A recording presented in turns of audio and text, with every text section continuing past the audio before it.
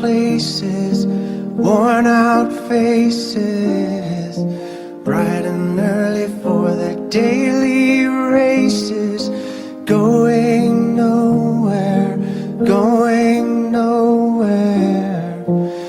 Their tears are filling up their glasses, no expression, no expression.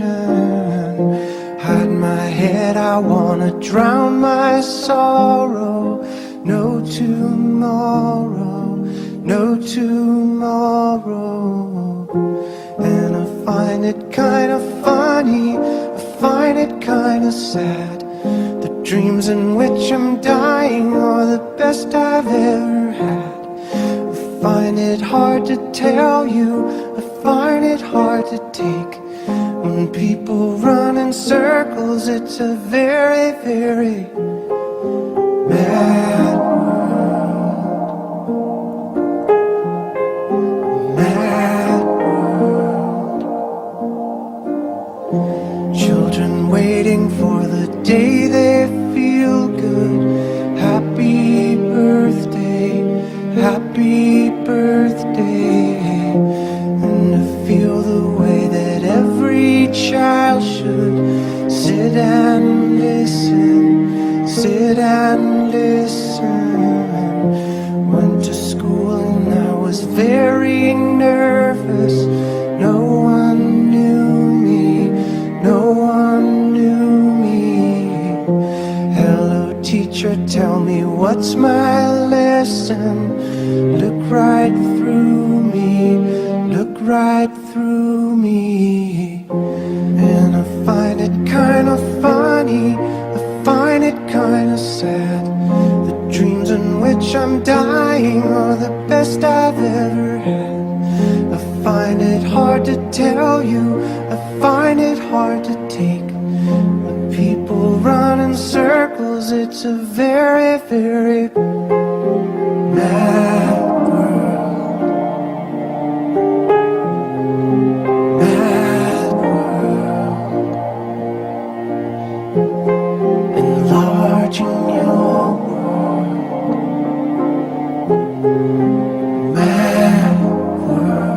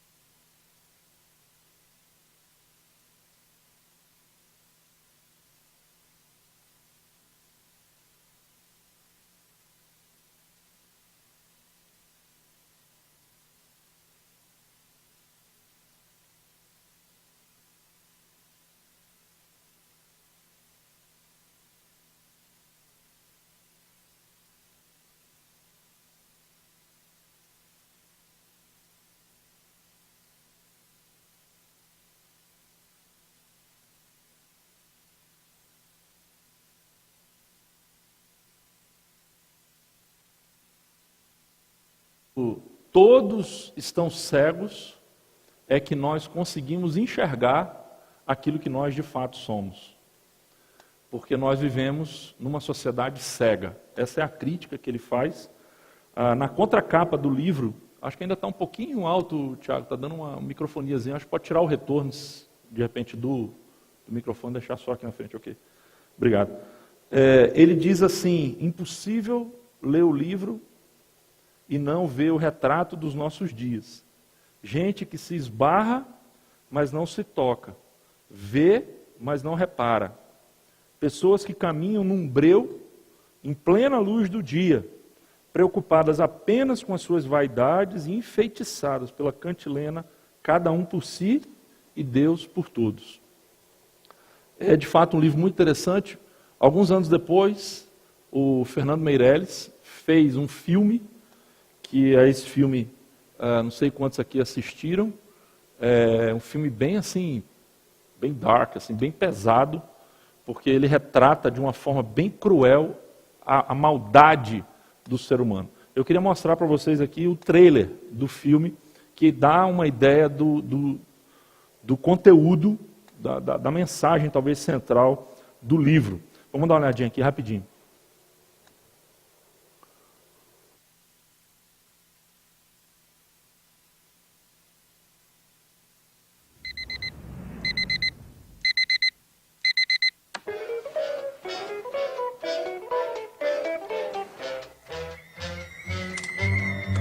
Yes, it's a good day for singing a song, and it's a good day. What's the matter? I can't see. I think I was infected by that patient I saw yesterday. Tell me what you did.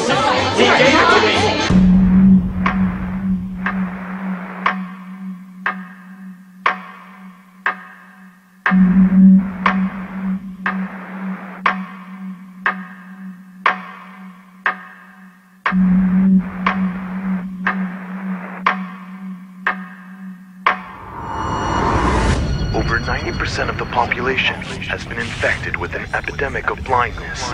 The white sickness is highly contagious. There are no visible signs of trauma or symptoms. There is no cure. My fellow citizens, due to the gravity of the situation, our main obstacle is containment.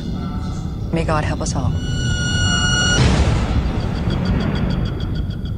The only thing more terrifying than blindness is being the only one who can see.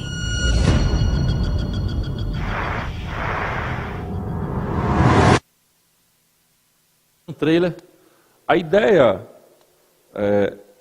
o que a gente vê, na verdade, nesse livro é que ele é uma parábola da vida moderna.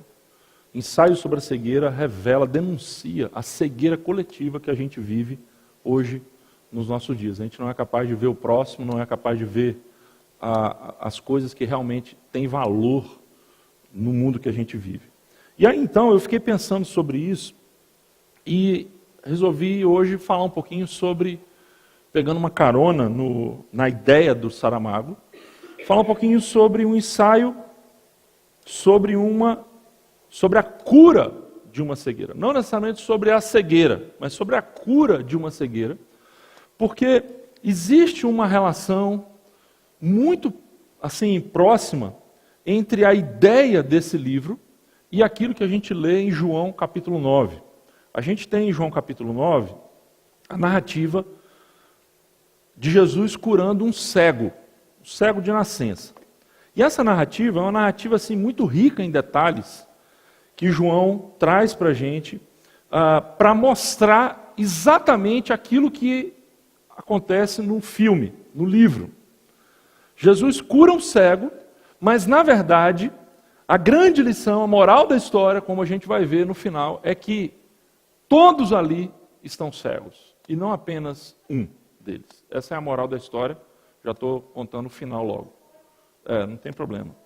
E aí a gente vai começar, e eu queria conversar um pouquinho aqui sobre esse capítulo 9 de João. Se você tiver uma Bíblia aí, você pode abrir.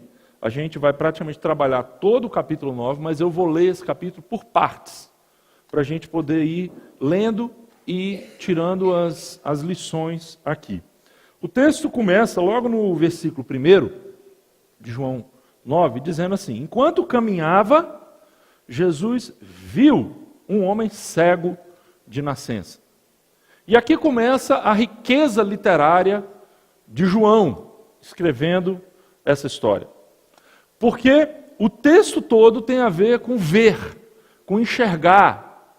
E o texto diz claramente, a primeira coisa é que Jesus estava caminhando e ele viu.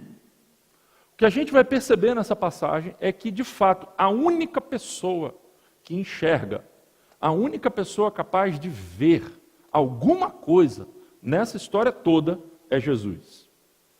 O cego que ele vê não pode ver, mas mais importante do que o cego é Jesus que vê o cego.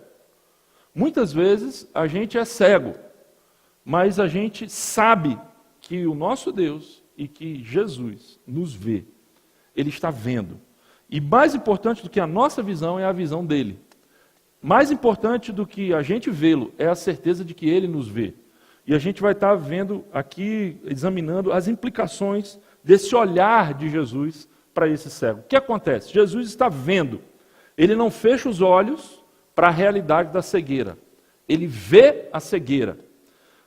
E aí então o que acontece? A gente vai perceber, a partir do versículo 2, que nós temos 4 grupos de pessoas que vão interagir com Jesus e com esse cego ao longo dessa história. E eu quero destacar cada um desses grupos aqui com vocês separadamente. O primeiro grupo é o grupo dos discípulos de Jesus. Do versículo 2 ao versículo 7, veja como a história continua. O texto diz assim: seus discípulos perguntaram: Rabi, por que este homem nasceu cego? Foi por causa de seus próprios pecados ou dos pecados de seus pais? Jesus respondeu: nem uma coisa, nem outra. Isso aconteceu para que o poder de Deus se manifestasse nele. Devemos cumprir logo as tarefas que nos foram dadas por aquele que me enviou. A noite se aproxima, quando ninguém pode trabalhar. Mas enquanto estou aqui no mundo, eu sou a luz do mundo. Depois de dizer isso, Jesus cuspiu no chão, misturou a terra com saliva e aplicou-a nos olhos do cego. Em seguida, disse: vá lavar-se no tanque de Siloé, que significa enviado. O homem foi, lavou-se e voltou enxergando. Veja bem, aqui a gente tem a descrição propriamente dita do milagre, a gente tem a interação de Jesus com os discípulos.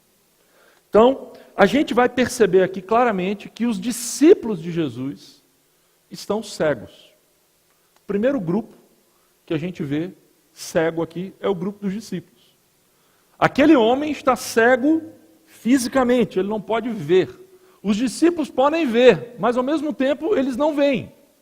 Porque eles estão cegos pelas suas próprias convicções. Como que eles estão cegos pelas suas próprias convicções? Veja só a diferença entre a visão de Jesus e a visão dos seus discípulos. Os discípulos viam ou queriam ver a causa do problema. Eles chegam lá e perguntam assim: Senhor, quem é que pecou? Foi esse cara aí ou foram os pais dele, para que ele nascesse desse jeito? Eles estão preocupados em entender a situação. Eles querem, de alguma forma, ver o porquê daquela situação. E Jesus vai dar uma resposta que mostra que a sua preocupação não era necessariamente o porquê da coisa, mas era o para que ele estava ali. Era o propósito, não era a causa. Então a gente vai perceber essa diferença de visão dos discípulos de Jesus e do próprio Jesus. Essa pergunta dos discípulos é baseada numa compreensão judaica muito comum da época, que entendia, pelo menos uma linha entre os rabinos da época, de que a pessoa podia cometer pecados ainda dentro da barriga da mãe. Ainda no útero, o bebê, o feto, já podia, de alguma forma, cometer pecados. E aí os discípulos estão perguntando assim: Senhor, de quem que é a culpa para esse cara estar cego desde que ele nasceu? É porque ele pecou dentro da barriga da mãe? Ou porque os pais dele fizeram alguma coisa e ele está sendo castigado por causa dos pais? Veja a preocupação dos discípulos. Os discípulos viam a culpa, viam o pecado. Jesus via a cura. Os discípulos queriam uma discussão teológica. E Jesus queria demonstrar o poder de Deus. Gente, isso é muito interessante o que tem aqui, porque, de fato, muitas vezes, isso pode acontecer com a gente.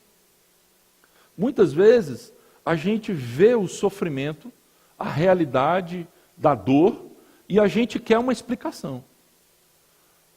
A gente vê alguma pessoa que está numa situação difícil, na mesma hora, ao invés da gente de imediato ver aquilo como uma oportunidade para fazer o bem, a gente quer saber, não, peraí, o que você fez de errado? Por que você está nessa situação? Qual foi a sua furada? Qual foi a decisão errada que você tomou para que você estivesse nessa situação hoje? A gente é muito preocupado com causas. A gente quer entender os porquês de todas as situações. A gente é mais ou menos, a gente pode pensar, filhos de uma era chamada Era do Iluminismo. Você sabe que há 200, 300 anos atrás, o mundo experimentou essa era, chamada Era do Iluminismo. E é interessante essa expressão, iluminismo. Que o próprio nome já traz uma crítica à Idade Média, considerada como Idade das Trevas. Então veio a Idade das Trevas e depois então vem o Iluminismo, para trazer luz, e a luz é sinônimo de conhecimento, é sinônimo de ciência, é sinônimo de libertação das superstições religiosas. Por isso o nome iluminismo. Só que a gente está vendo aqui, e é muito interessante que Jesus vai dizer assim, olha, a gente, hoje é dia, e a gente precisa fazer as obras de Deus enquanto é dia. E ele vai dizer, eu sou a luz do mundo. E Jesus associa a ideia da luz, não necessariamente com o conhecimento da causa do problema, mas ele associa a ideia da luz com a prática do bem. E, gente, a gente precisa colocar isso de alguma forma na nossa mente, porque muitas vezes a gente é muito mais influenciado pelo pensamento iluminista do que pela própria Escritura. A Bíblia vai dizer que a verdadeira iluminação não tem a ver apenas com saber, com conhecer, com informação, mas principalmente com o ser e com o fazer. Porque se tem alguma coisa que não falta, gente, nos dias de hoje, é informação. Se tem alguma coisa que não falta nos dias de hoje, é conhecimento. A gente vive na era da informação. A grande questão é, o que é que nós vamos fazer com esse conhecimento? O que é que nós vamos fazer com a informação que a gente já tem? Que tipo de atitudes nós vamos fazer? Jesus pega e diz, eu sou a luz do mundo. E logo em seguida ele não dá um discurso de conhecimento. Ele simplesmente cura aquele cego. E como ele cura? Ele cospe no chão, faz ali um lodo, passa nos olhos do cego. E em seguida, manda o cego ir se lavar num lugar, num tanque chamado Siloé. É interessante dois detalhes nessa cura. Primeiro, o que é que vem à sua mente quando você pensa num lodo, num barro? Eu tenho certeza que se você tem alguma familiaridade com a Bíblia, você vai se lembrar de Gênesis, capítulo 2, que diz que Deus formou o homem a partir de quê? Do barro. O que Jesus está fazendo aqui, gente, é um ato criador. Ele está claramente fazendo uma referência a Gênesis, ao ato criador de Deus, de criar vida a partir do barro. Ele está fazendo isso ali para associar com a criação de Gênesis. E ao mesmo tempo ele diz, vai lá e se lava no tanque de Siloé. E ele diz no texto claramente, que quer dizer, qual o significado da palavra Siloé? Está no texto. Enviado. Só que veja bem, o versículo está dizendo aqui,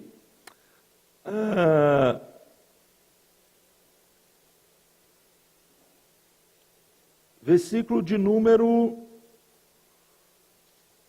Nossa, estou enxergando muito mal. Estou igual o Jaime. Versículo 4. Certo? Ele vai dizer assim, devemos cumprir logo as tarefas que nos foram dadas por aquele que me enviou. Quem é o enviado de Deus? O próprio Jesus. E se você for ler em João, uma das características peculiares de João, o tempo todo ele vai estar mostrando Jesus como o enviado de Deus. O tempo todo João vai falar de Jesus como um enviado. E aqui Jesus está dizendo, ó, vai lá e se limpa no tanque chamado o enviado. O que ele está querendo dizer? Que o tanque é quem? Ele mesmo. Ele é a água capaz de limpar e tirar as trevas que existem em você. Então veja só, aqui a gente tem uma referência da cura de Jesus, do fato de que ele vê aquela situação de dor, de sofrimento, como uma oportunidade para demonstrar a glória de Deus, o poder criador de Deus, e revelar a sua própria missão de ser luz do mundo, de trazer luz para as pessoas fazendo bem. A gente aprende aqui, gente, que é muito mais fácil julgar do que curar. É muito mais fácil a gente ver alguém em sofrimento e julgar as causas e dizer, também fez por onde? Aqui se faz, aqui se paga. Consequências. Fazer o quê? E muitas vezes a gente julga como os discípulos e vai perguntando, Senhor, de quem que é a culpa? Vamos tentar entender aqui de quem que é a culpa. Jesus vem e ele vai curar. A preocupação de Jesus é em fazer o bem àquele cego e mais do que isso, revelar a si mesmo como a luz do mundo naquela situação. Os discípulos estavam cegos pelas próprias convicções. Muitas vezes a gente também está cego pelas nossas convicções. A gente muitas vezes fala, não, mas eu aprendi assim. É assim que me disseram. Ok, mas há possibilidade de rever aquilo que te disseram? Há possibilidade de rever as suas convicções? Há possibilidade de crescer, de mudar as suas convicções? É exatamente isso que Jesus está mostrando. Os discípulos, naquele momento, eles não viram, porque eles estavam absolutamente cegados pela sua própria teologia. E a sua teologia não tinha espaço para o que Jesus estava ali fazendo. Jesus está enxergando o cego. Vem então, próximo grupo, vamos continuar a leitura aqui no versículo 8. Então, o primeiro grupo, qual foi, gente? Os discípulos que estavam cegos por causa de quê? Suas convicções, que eles não abriam mão, seu julgamento, seu preconceito, eles estavam ali com aquilo ali e não abriam mão. Vem então o segundo grupo, dos vizinhos, versículo 8 até o versículo 12. Seus vizinhos e outros que o conheciam como mendigo começaram a perguntar, não é este o homem que costumava ficar sentado pedindo esmolas? Alguns diziam que sim, e outros diziam, não, apenas se parece com ele. O mendigo, porém, insistia, sim, sou eu mesmo. Quem curou você? Perguntaram eles. O que aconteceu? Ele respondeu, o homem chamado Jesus misturou terra com saliva, colocou em meus olhos e disse, vá lavar-se no tanque de Siloé. Eu fui, me lavei e agora posso ver. Onde está esse homem? Perguntaram. Não sei, respondeu ele. A gente tem aqui os vizinhos, os caras que todo dia passavam ali e viam aquele cara sentado, cego, pedindo esmola. Pessoal que estava acostumado, aquele cego já era ali um patrimônio ali daquele lugar. Todo mundo que morava ali perto já conhecia. Ah, o ceguinho lá que mora ali. Todo mundo já conhecia o cara. E de repente esse cara aparece vendo. E as pessoas, o texto vai dizer aqui que uns falam, não, acho que é ele. Mas a maioria está dizendo, não pode ser ele. Gente, vocês estão percebendo aqui que os vizinhos também estão o quê? Cegos. Eles não são capazes de enxergar o que Deus tinha feito na vida daquele cego. E por que eles estão cegos? Se os discípulos estavam cegos por causa das suas convicções, os vizinhos estão cegos por causa de quê? Por causa do seu ceticismo. Eles se recusaram a acreditar que aquele cara podia ter uma vida diferente. A gente tem aqui, gente, o perigo dos rótulos. Os vizinhos daquele cego não podiam acreditar ou aceitar que ele não era mais cego. Como assim você não é cego? O seu papel aqui é pedir esmola, você é o ceguinho do grupo. Gente, eles não acreditaram. Simplesmente não acreditaram. Não foram capazes de acreditar. Porque para eles, aquele sujeito era o cego. Gente, muitas vezes a gente também cai nesse problema, nessa cegueira. Sofre dessa cegueira, que é a cegueira de rotular as pessoas e de se recusar a acreditar que Deus pode fazer uma obra, algo na vida de uma pessoa e essa pessoa pode mudar. E muitas vezes a gente olha para a vida das pessoas e para sempre aquela pessoa vai ser, não, ali está a adúltera, ali está o viciado, ali está o homossexual, ali está e a gente vai rotulando, ali está o abusador. A gente tem mais dificuldade de perdoar do que o próprio Deus. Deus transforma e muitas vezes a gente insiste em não mudar o rótulo das pessoas. Você já imaginou que esse foi um problema que a igreja primitiva teve? Quando Saulo se converteu em Paulo, e ele que era um perseguidor da igreja, teve uma experiência sobrenatural com Deus, a igreja precisou aceitar que aquele cego não era mais cego. Aliás, não sei se você lembra, mas como se deu a conversão de Saulo? Ele no caminho viu o quê? Uma luz. E na mesma hora que ele viu a luz, aconteceu o que com ele? Ficou cego. Interessante. Que Paulo começou a ver no dia em que ele ficou cego. No dia em que ele viu Jesus, ele ficou cego, para poder enxergar aquilo que realmente ele precisava ver. A ideia da cegueira está aqui. Do mesmo jeito que Paulo enxergou Jesus, esse cego passou a enxergar Jesus também.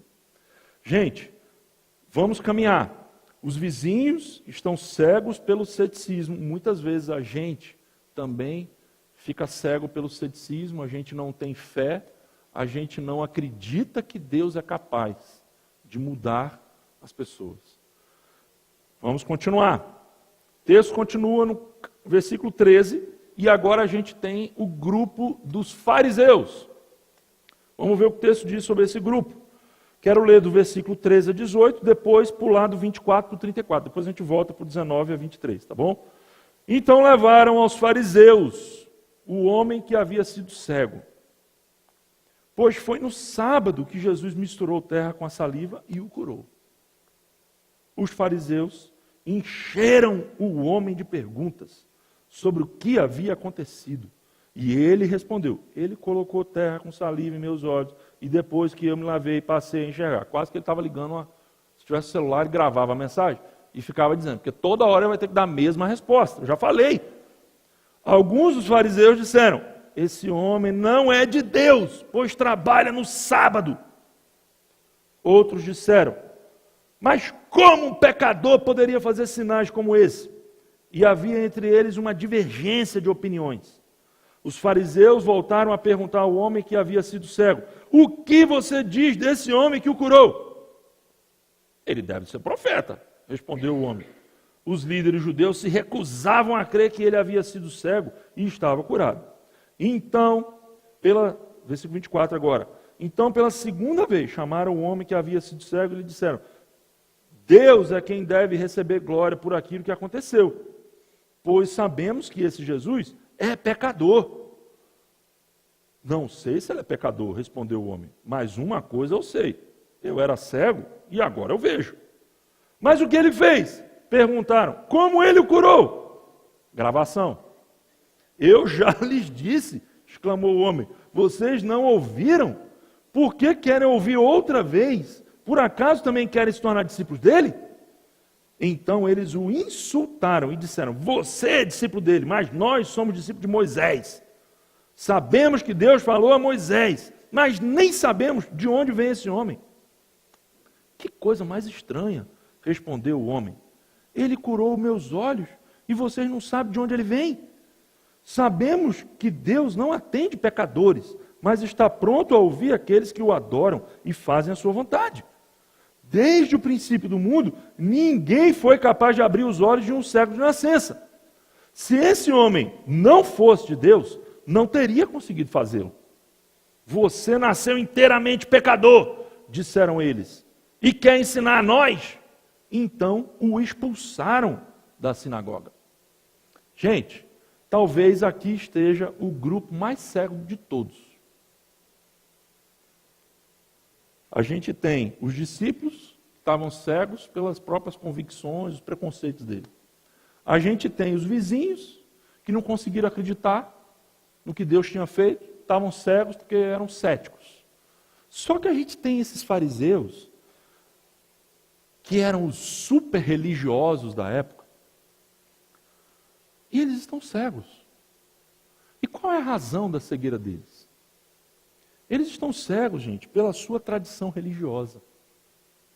Eles estão cegos porque eles não conseguiam encaixar no seu sistema, na sua tradição religiosa, nas suas regras de fé. Eles não conseguiam encaixar aquele milagre que Jesus havia feito.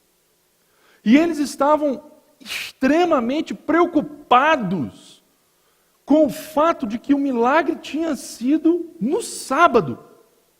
Eles estavam mais preocupados com o sábado do que com o homem cego e com aquele milagre.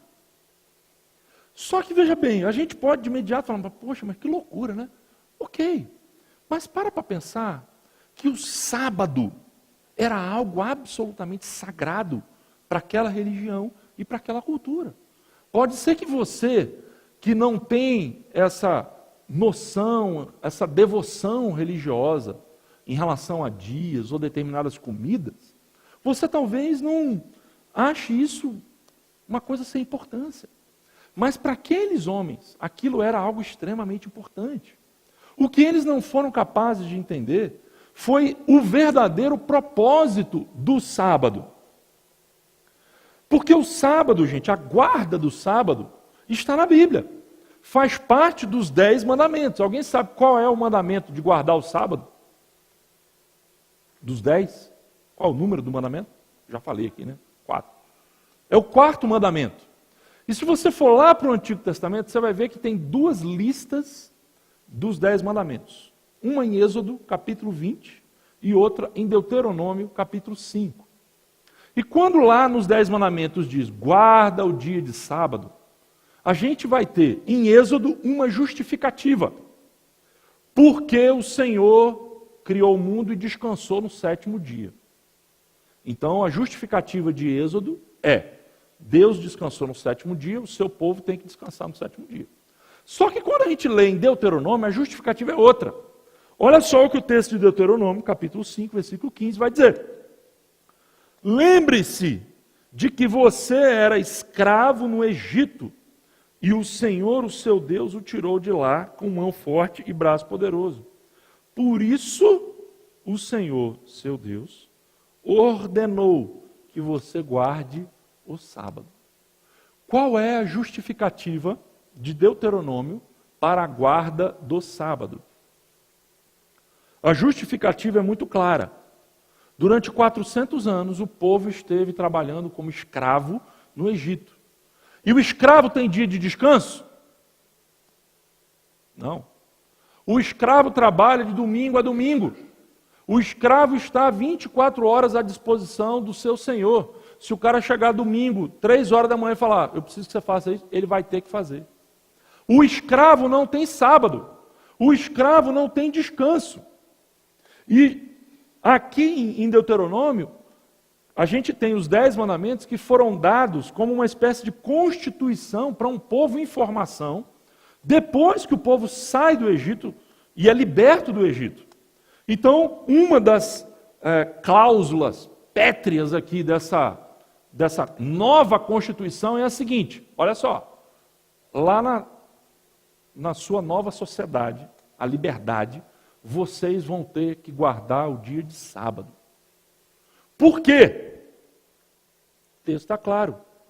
Porque o Senhor te tirou do Egito. Vocês não estão mais no Egito. Agora, vocês têm que entender que o sábado, estou dando para vocês o sábado, porque o sábado vai proteger vocês. O que os fariseus não estavam entendendo é que o objetivo do sábado era proteger o ser humano, era proteger o servo de Deus. O sábado foi dado para o homem como um presente para lembrar o homem que ele também precisa descansar. Não foi o homem que foi criado para o sábado, foi o sábado que foi criado para o homem.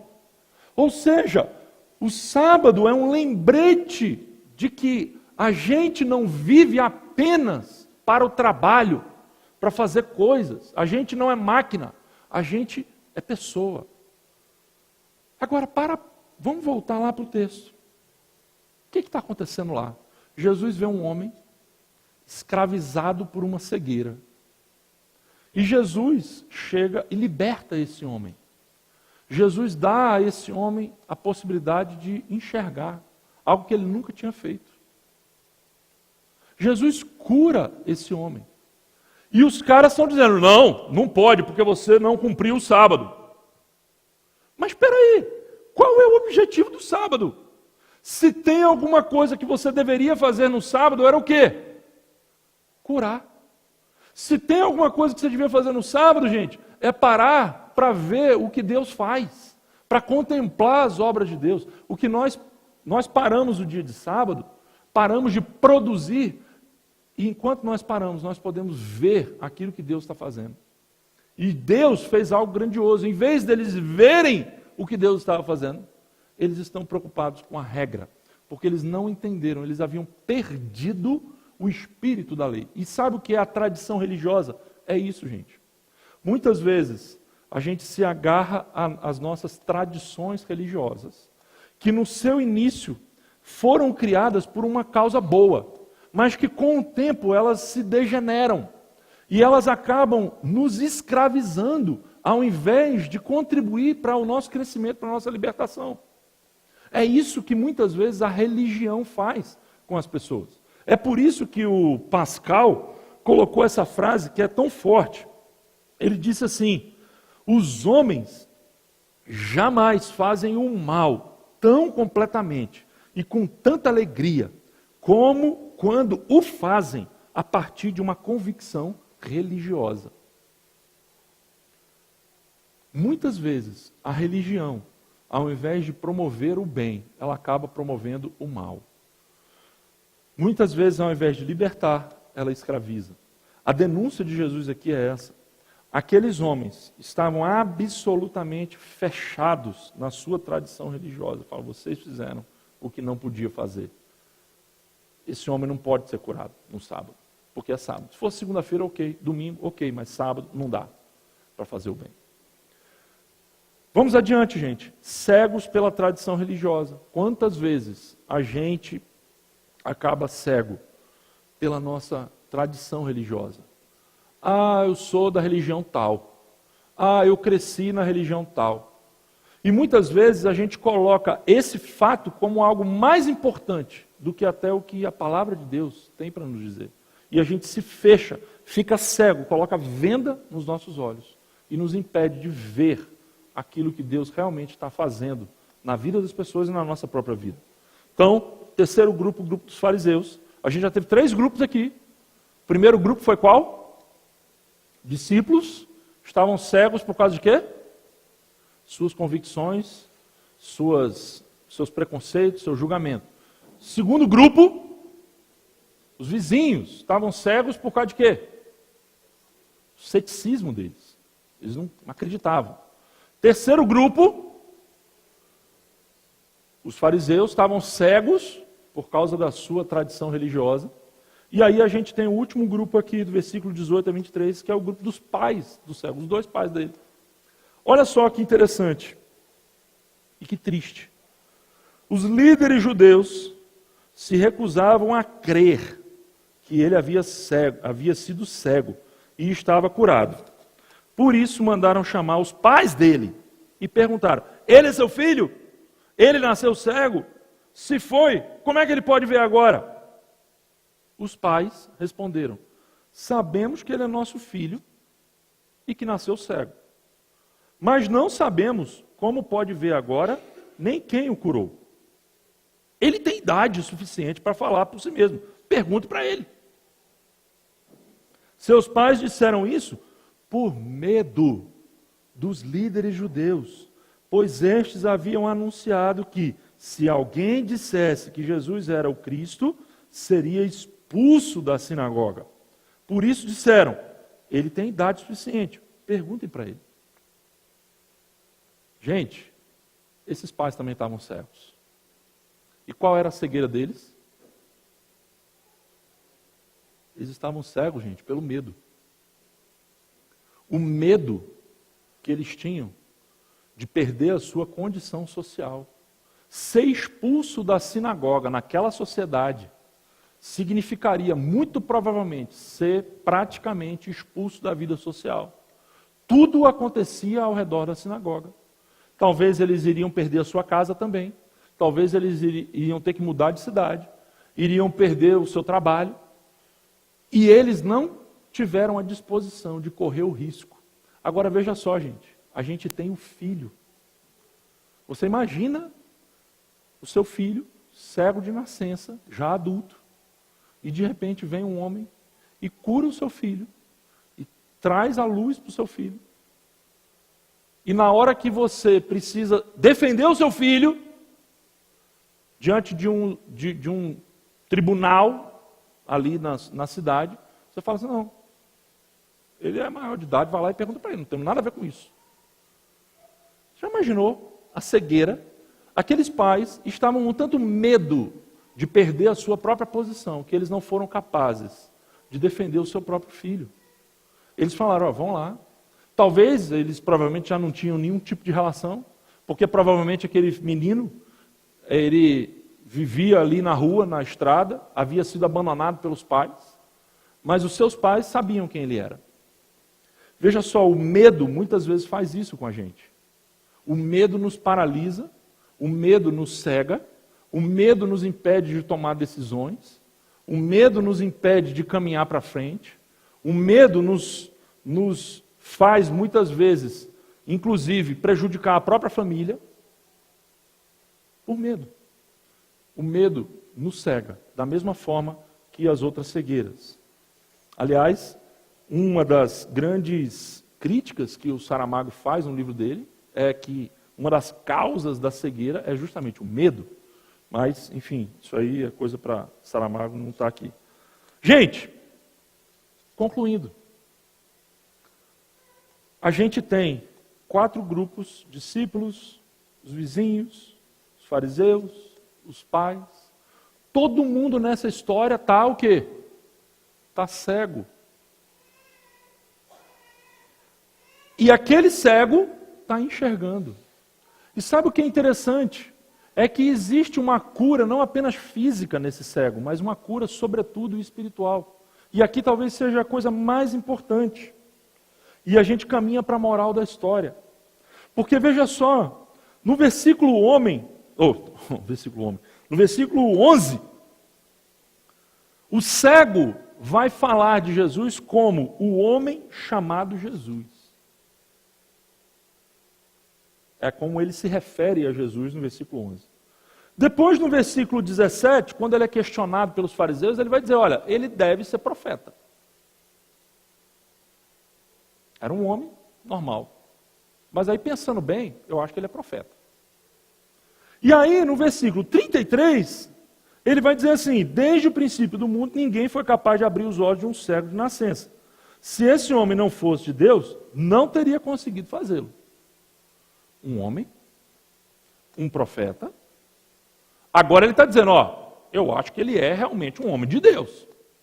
Os caras estavam dizendo que ele não era de Deus. Ele é de Deus. E aí, sabe o que acontece? No versículo 37, Jesus encontra com o cego. Jesus vai perguntar, você crê no Filho do Homem? Que era uma designação para falar do enviado de Deus. E ele vai dizer assim, Senhor, eu creio. E o adorou. Primeiro, aquele cara foi curado fisicamente. E ao longo do capítulo 9, o texto vai dizendo que ele foi também curado o quê? Espiritualmente. Primeiro, ele teve a visão física e depois ele teve a visão espiritual. Isso não é um padrão. Algumas vezes, Jesus primeiro cura espiritualmente e depois cura fisicamente. Outras vezes, Jesus cura fisicamente para depois curar espiritualmente. Umas vezes, Jesus cura a partir de um ato de fé. Vai, a tua fé te salvou. Outras vezes, o cara que foi curado não tinha fé nenhuma, como esse caso. Eu pergunto, esse cara teve alguma fé para ser curado? A despeito do fato de que ele fez o que Jesus mandou? Ele foi ao tanque e se lavou? Mas veja, a fé verdadeira só surge no final da história, depois que ele é curado. Então essa história de dizer assim, Jesus só cura se você tiver fé. Nem sempre. Muitas vezes ele vai te curar para você ter fé. Ele vai te mostrar algo para você ter fé. Outras vezes ele vai testar a sua fé. Não é um padrão. Mas o importante é entender que no final das contas, esse cego, ele vê não apenas com os olhos físicos, mas ele consegue ver Jesus. E, gente, a coisa mais importante que a gente precisa ver nessa nossa jornada terrena é Jesus. Primeira coisa que a gente precisa ver, de fato, se a gente conseguir ver Jesus, a gente viu o que a gente precisa ver. A moral da história. Então Jesus disse, eu vim a este mundo para julgar, para dar visão aos cegos e para fazer que os que veem se tornem cegos. Ué, como? Alguns fariseus que estavam por perto o ouviram e perguntaram, você está dizendo que nós somos cegos? Se vocês fossem cegos, não seriam culpados, respondeu Jesus. Mas a culpa de vocês permanece, pois afirmam que podem ver. O problema maior não é a cegueira. O problema maior é a insistência do cego em dizer que ele pode ver. Por isso, muito cuidado quando a gente simplesmente se considera na posição de ser aquele que consegue ver tudo. Talvez fosse mais sábio a gente dizer, olha, de fato eu tenho as minhas limitações, eu não consigo enxergar, mas eu quero pedir para Deus iluminar minha mente, que Ele me ajude a enxergar. O que a gente tem aqui nessa história é um ensaio, gente, sobre a cura de uma cegueira. Da mesma forma que o Saramago disse, todo mundo aqui estava cego. Todo mundo estava cego. E a cura desse cego revelou a cegueira daquelas outras pessoas. Que a gente saia daqui hoje se identificando com esse cego. E não com os outros simplesmente. Embora a gente reconheça que muitas vezes a gente é como os discípulos, que a gente é como os vizinhos, ou como os fariseus, ou como os pais, mas que a gente saia daqui desejoso de ser curado dessa cegueira, reconhecendo que só Jesus pode nos ajudar a ver. E a coisa mais importante que a gente tem para ver é o próprio Jesus. Reconhecer que Ele é muito mais do que um homem ou um profeta. Ele é o próprio Filho de Deus. E é isso que João escreveu o seu evangelho com esse propósito, para revelar que Jesus é o Filho de Deus. Vamos terminar.